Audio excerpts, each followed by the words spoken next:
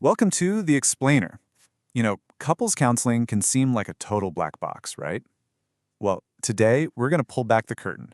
We're going to break down the entire process step by step and show you the clear roadmap that can guide a couple from conflict all the way to connection. All right, so let's just jump right in with a really big question, one that kind of flips the whole script on what you might think therapy is about. When two people walk into a therapist's office, who is the therapist actually working for? Is it person A, person B? And the answer? Well, it's surprising for a lot of people. The client isn't either person individually. Nope.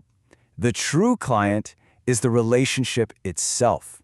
The whole goal isn't to fix one person, but to understand and improve the system, that dynamic that's going on between them. Now, this is a total game changer. Because once you see the relationship as the client, the process immediately shifts away from finding fault, away from that whole who's right and who's wrong debate. Instead, the focus becomes all about understanding and changing patterns. So therapy helps couples move away from what we call linear causality, that endless, exhausting blame game of you did this, so I did that. And it introduces something called circular causality. This helps everyone see what we're really trying to fix, these repetitive, non-productive sequences that couples get stuck in. It's not about who started it, it's about the dance itself. So this whole thing isn't just guesswork. There's actually a map for this journey. So let's quickly walk through the stages we're going to cover, from building that foundation to learning new skills and moving on. Okay, stage 1. This is exploration and joining. Think of this as laying the groundwork. The therapist's whole job here is to create a space that feels genuinely safe, a place where you can build some real trust. Because without that, none of the other work can even begin. So the goal here isn't to solve everything on day one. Far from it. It's just about making sure both people feel like they're being heard, really heard, without any judgment. And the therapist has to be super careful to stay neutral, to avoid getting pulled into something called triangulation. That's when each partner tries to get the therapist on their side, The therapist's only side is the relationship side. So the therapist starts to, gather information. But it's not like an interrogation. They're just trying to see the whole ecosystem of the relationship. They're looking at everything from how the partners talk to each other in the room, to their family histories, to their cultural backgrounds, just piecing it all together. All right, so once that foundation of trust is solid, we can move on. Stage 2 is where we start to dig in and really understand the root of the conflict by identifying that specific negative cycle that just keeps playing out over and over again. And what's so fascinating here is just how much our past shapes our present. Think about it. We all carry these invisible scripts and feelings from our families or old relationships right into our current one. This stage is all about shining a light on those things. So the big goal here, the real breakthrough, is when the couple, with the therapist's help, can finally see and even name their unique negative pattern. Maybe it's a pursue-withdraw thing or a criticize-defend loop.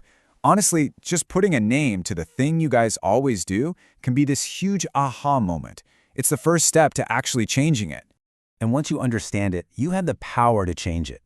So that brings us to stage 3, taking action. This is where the work gets really active. We're not just talking anymore, we're doing. We're learning new ways to interact.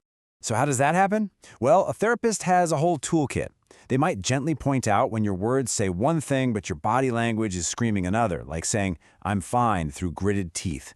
Or they might teach really practical skills, like how to use I statements instead of those blaming you statements. It's all about breaking those automatic, unhelpful reactions. But here's the thing, and this is so important.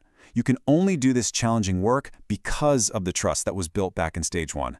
You have to feel safe before you can be vulnerable enough to try something new. It all connects. And that brings us to the final stage of our roadmap, moving forward. This is all about making sure the progress you've made actually sticks, that the new, better ways of being together can survive and thrive out in the real world, outside the therapist's office. And this isn't like ripping off a Band-Aid, it's a really structured process. First, the couple makes a plan for how they'll tackle problems in the future. Then, they actively practice using their new skills in their day-to-day lives. And finally, when they're ready, they have a planned conclusion to therapy, feeling equipped to handle things on their own. So if you remember just one thing from all of this, let it be this. Successful couples therapy isn't about finding a winner and a loser. It's not a courtroom. It's more like a workshop, where two people come together to learn how to dismantle a problem and build something healthier and more connected in its place. and we'll leave you with a final thought.